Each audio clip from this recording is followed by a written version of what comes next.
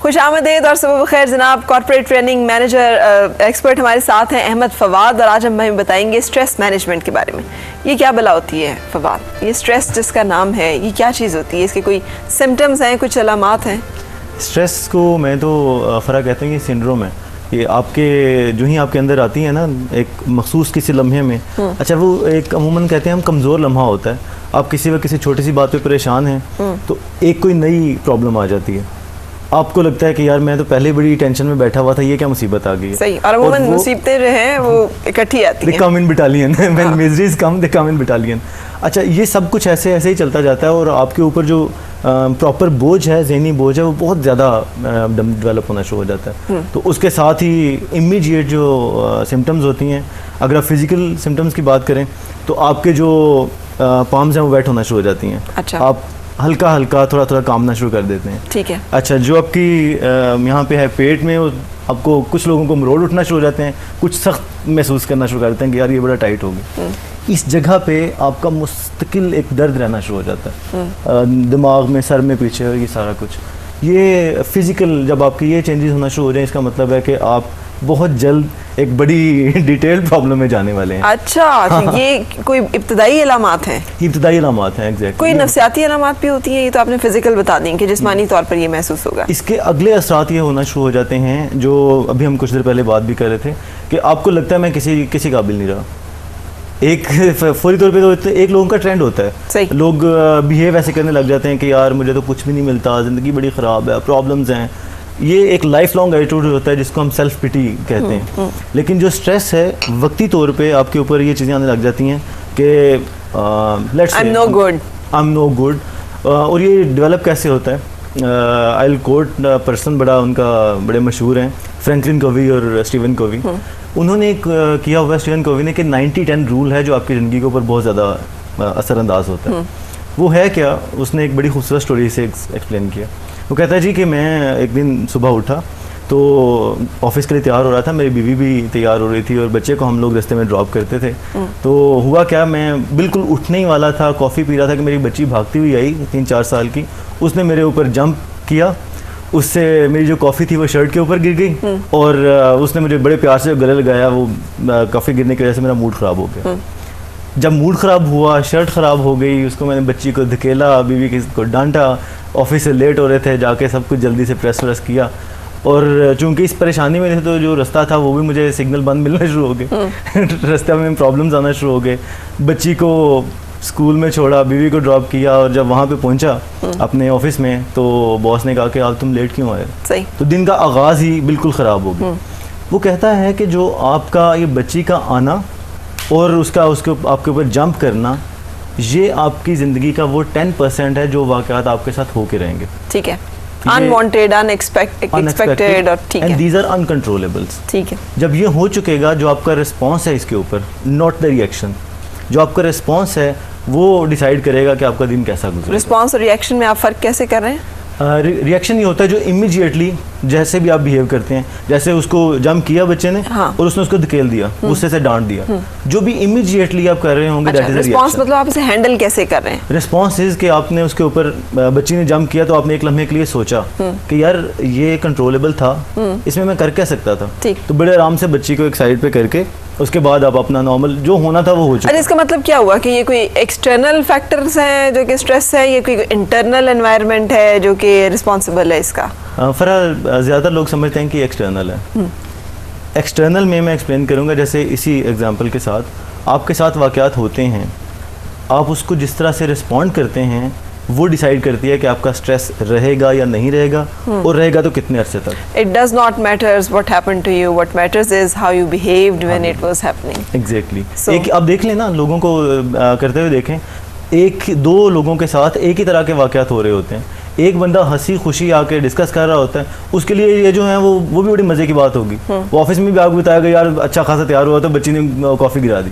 दूसरा कहेगा दिन ही खराब गुजरा है यार, बच्ची ने गिरा दी, ऊपर से टायर पंक्चर हो गया, बॉस ने डांट दिया, सत्यानाश हो गया, मेरा लगता है दिन ही गलत निकला। तो ये वो 2 लोग हैं मुख्तलिफ जिन्होंने अपने स्ट्रेस को, एक ने मैनेज किया और एक ने नहीं किया। It has nothing to do with external things.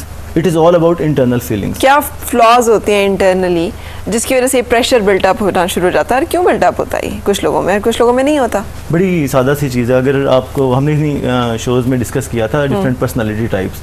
कुछ लोग बड़े स्ट्रक्चर्ड अंदाज में चलते हैं, वो हर चीज़ लिख लेते हैं अपने पास, नोट डाउन करना शुरू कर देते हैं कि मुझे आज का दिन ऐसे प्लान करना है, लाइफ ऐसे प्लान करनी है वगैरह वगैरह। कुछ लोग इतना ज़्यादा स्ट्रक्चर्ड नहीं होते। ठीक। अच्छा, ये स्ट्रक्चर्ड ना होना गलती नहीं है, it is type of personality. जो लोग डिटेल्स ओरिएंटेड नहीं होते हैं ना, वो अमूमन अनस्ट्रक्चर्ड होते हैं। ठीक। और शायद क्रिएटिव वर्क निस्बतन वो ज़्यादा कर सकते हैं, तो इन दोनों में गलती नहीं है। लेकिन इन लोगों के स्ट्रेस का ज़्यादा शिकार होने के चांसेस होते हैं। अच्छा, तो फिर क्या करना चाहिए? कोई स्ट्रक्चर्ड वे है अब इसको स्ट्रेस को कॉम्बैट करने का? हमें पता है बुरा है, सेहत को इफेक्ट करेगा, बीमार हो जाएंगे, आप परेशान हो जाएंगे, आप अपने इर्द गिर्द बहुत सारे लोगों को परेशान कर देंगे। तो इससे निपटने का भी कोई तरीका है फिर? बहुत अच्छा और बड़ा आसान तरीका है फरा। अच्छा। एक दो तो हैं इमीडिएटली जो आप करते हैं ना, फौरी तौर पे आप जिस भी मज़हब से हैं उसको कंसल्ट करें। कोई ना कोई उसमें चीज़ें ऐसी मौजूद होती हैं जो आपको हेल्प करती हैं। मिसाल के तौर पे अगर मैं इस्लाम की बात करूं, हमारे मज़हब की, उसमें क्या होता है, कहते हैं, ये एक रिसर्च है कि अगर आप अपने गर्दन के इस जगह पे जब भी परेशान हो पानी थोड़ा सा लगा लें तो आपका स्ट्रेस जो है वो ड्रामेटिकली रिड्यूस हो जाता है। अच्छा। आप परेशानियों से निकल आते हैं जो भी उस वक्त चल रहा होता है। मज़हब में वज़ू में मसा यही है, राइट? आप यही कर रहे होते हैं। हाँ। अच्छा, इसके अलावा है हदीस मुबारक है कि गुस्सा आग है, इसको पानी से ठंडा किया करो। तो स्ट्रेस में आप असल में गुस्से का शिकार होते हैं लेकिन वो निकल नहीं रहा होता। ठीक है। वो आप परेशानी में चलना शुरू हो जाते हैं। ठीक। उस पर फिर अमूमन देखें जो लोग स्ट्रेस का शिकार होते हैं वो अचानक बस्ट आउट होता है उनका। कोई शरीफ आदमी हाथ लग जाता है तो उसका वो हुलिया भी निकल जाता है। हाँ। तो उसके लिए बेस्ट वेज पानी पी लें इमीडिएटली। ठीक। पानी पिएँ, इस जगह मसा कर लें। अच्छा, मेडिटेशन इज़ वेरी इंपॉर्टेंट। आप जो गोरों ने काम शुरू किया है ना इसके ऊपर, एक दो चीज़ें उन्होंने कहा कुछ अर्सा पहले तक रिसर्च की कि आपको किसी भी किस्म की कोई परेशानी हो ना तो टॉक टू योरसेल्फ। अच्छा, सेल्फ टॉक करें। सेल्फ टॉक करें, खुद कलामी करना शुरू कर दें। खुद कलामी करना शुरू कर दें। अब उसके दो हिस्से हैं। गोरों में तो आप चलते हुए गुजर जाएं और बातें करते रहें, वो सिर्फ एक दफ़ा देखते हैं कि मुझसे बात तो नहीं कर रहा। हाँ। और फिर उनको अंदाज़ा हो जाता है ये खुद से बात करने की कैफियत से गुजरा। हमारे पास लोग पागल समझना शुरू कर देते हैं ऐसे लोगों को। तो बेस्ट वे इज़ आप अकेले कमरे में चले जाएं, वहाँ पे बैठ के पूरे के पूरे इश्यूज जो आपको लगते हैं उसमें अपने आप से डिस्कस करें, खुद से बात करें। दूसरा वे है, लोग इसको, आप जब दुआ करते हैं तो आप असल में अल्लाह ताला से बातें ही कर रहे होते हैं, कुछ ना कुछ इश्यूज डिस्कस कर रहे होते हैं, वो वाला करें। गोरों ने क्या किया था, उन्होंने कहा था आप जब जाएं कमरे में तो तकिया उठाएं और उसको मारना शुरू कर दें। अच्छा, इतना मारें कि आप रिलैक्स हो जाएं। आपको जिस पे गुस्सा है सोचें कि वो सामने बैठा हुआ है उसको करना शुरू कर दें। ठीक है। इस चीज़ पे। अच्छा, ये है कुछ लोग अभी भी इसको फॉलो करते हैं लेकिन ये पुरानी रिसर्च है थोड़ी सी। ठीक है। इसके बाद है कि आप इसको, जो आपको परेशानी होती है, अपने आप से बात करें और उसको कहीं पे नोट कर लें, लिख लें। सही। लिखने में दो हिस्से होते हैं फरा। जो ज़्यादा स्ट्रेस का शिकार करता है ना हमें, वो है हम अमूमन आइडेंटिफाई नहीं कर पाते कि कंट्रोलेबल फैक्टर्स कौन से हैं और अनकंट्रोलेबल कौन से हैं। ठीक। इसके लिए व्हाट वी रिकमेंड, आप एक पेज लें, ब्लैंक पेज, उसको दरमियान से वर्टिकली दो हिस्सों में डिवाइड कर लें। ठीक। एक पे कंट्रोलेबल लिखें और एक पे अनकंट्रोलेबल। ठीक है, जो आप समझते हैं। ठीक है। Once you are done with the controllables and uncontrollables, एक दफ़ा आप अनकंट्रोलेबल को देखें कि वो क्या वाकई अनकंट्रोलेबल हैं या कि वो कंट्रोलेबल की लिस्ट में आ सकते हैं। मसलन मुझे बड़ी परेशानी है, कोई जॉब नहीं मिल रही वगैरह वगैरह, मैं कहता हूँ यार जॉब ही नहीं मिल रही, मशवरा करने वाले भी मेरे इर्द गिर्द सारे बोंगे हैं। तो आप देखें वो वाकई बोंगे हैं बेचारे या कि अच्छी बात कर सकते हैं। सही। तो अगर कुछ है तो उसको कंट्रोलेबल मिले हैं। अच्छा, मैं घर से निकलता हूँ, मेरे रास्ते की रोड्स ख़राब हैं, ऑफिस बॉस ख़राब है, कुछ भी, तो जो नॉन कंट्रोलेबल हैं उनको आप यहाँ पे लिखें। और एक दफ़ा, अच्छा, अगर बॉस है तो उसे आप कंट्रोलेबल में लिखेंगे कि नॉन कंट्रोलेबल में लिखेंगे? It is about your type. अच्छा, अगर ये आप लिखेंगे ना कंट्रोलेबल में, तो वो आप इमीडिएटली कंट्रोलेबल्स में नहीं ला सकते। अच्छा, वो मैं शेयर करता हूँ कि उसमें हम किस तरफ से जा सकते हैं। चलें, let's park it in controllables जो है। तो अनकंट्रोलेबल को देख लें। ये वो मुसीबतें आप देखेंगे अमूमन अनकंट्रोलेबल की लिस्ट बड़ी लंबी होती है, कंट्रोलेबल्स की छोटी होती है। उन सबको आप करें अलग, वर्टिकली आपने डिवाइड किया हुआ है, उसको अलग करें, पेज के दो हिस्से करें, कंट्रोलेबल्स को पकड़ के काट दें, फाड़ दें, छोटे छोटे छोटे टुकड़े करें, इतने करें जितना परेशान किया था अनकंट्रोलेबल से। जी। अच्छा। अनकंट्रोलेबल को सही। आप उठा के उसको फेंक दें, दिल चाहता है तो उसको जला दें जाके कहीं पे। इतने छोटे टुकड़े करेंगे जितनी परेशानी आपको थी, उसको एक साइड पे रखें। एंड देन कंट्रोलेबल्स आपके सामने जो होते हैं उनको आप प्रायोरिटाइज कर लें। ठीक। प्रायोरिटाइज में होगा कि दो हिस्से होते हैं, अर्जेंट एंड इम्पॉर्टेंट। जो अर्जेंट और इम्पॉर्टेंट है उसको मार्क करें और उसके नीचे एनलिस्ट कर लें कि क्या क्या चीज़ें इमीडिएटली करने की। ठीक है। जो आपके दूसरे हैं, जैसे बॉस वाली बात है, मैं उसके ऊपर होमवर्क कर सकता हूँ, उनकी क्वालिटीज़ को ऑब्जर्व कर सकता हूँ, लिख सकता हूँ, तो उसमें अपने आप को टाइम दे दूँ कि यार मैं बॉस के साथ 1 महीने में एडजस्ट हो सकता हूँ। ठीक। इस 1 महीने को किस तरह से प्लान करना है वो नोट कर लूँ। सही। सो इससे जब आपने ये प्लान कर लिया होगा ना, उसके बाद आप रिलैक्स हो जाएंगे, क्योंकि सब कुछ जो आपके जहन में था वो तो पेज पे आ गया। ठीक। और पेज पे आपने लिखा है तो उसको आप जेब में डाल लें। और जहन के एक ऊपर एक धुंध सी होती है बाज़ औक़ात, जो आपको स्ट्रेस दे रही होती है कि आप बहुत सारा कुछ समझ नहीं पा रहे होते, चीज़ों को क्लियरली डिफाइन नहीं कर पा रहे होते, और अगर कर रहे हैं उस पर कुछ कर नहीं पा रहे होते, जो एक बेबसी की मिली जुली। अच्छा, यही होती है ना इसका जो एक नेचर ने, मैंने एक बड़ी मज़े की इसके बारे में मिथ सी पढ़ी।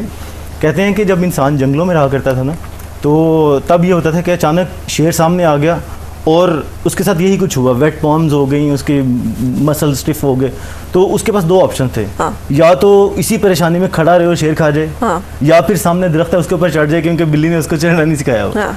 तो नेचर हमसे रिक्वायर करती है कि ये वाला काम जो है। अच्छा, ये जितनी आप बता रहे हैं ये वक्ती इमीडिएट मेजर्स है ना, कि इसके साथ आप वक्ती तौर पे उसमें से निकल आए। इसमें से एक लाफ्टर थेरेपी के हमने सुना हुआ है कि आप हंस लें, आप उसका काउंटर वो ले आए वहाँ पे, तो आपके ऊपर जो एक होता है वो इफेक्ट कैंसिल हो जाता है, ज़ाइल हो जाता है काफ़ी हद तक। Does it work? It does. हमने मुख्तलिफ ट्रेनिंग सेशंस में इसको किया हुआ है। इसके अलावा हम सजेस्ट भी करते हैं, आई वुड रिकमेंड, अगर आप उसको दिखा सकें, इसका बड़ा इफेक्टिव तरीका होता है, लोग सिर्फ हंसते हैं उसमें। अच्छा, तो मेरी ये 4-5 लोग इकट्ठे हो जाए जी और बैठ के हंसना शुरू कर दें, जरा देखिएगा।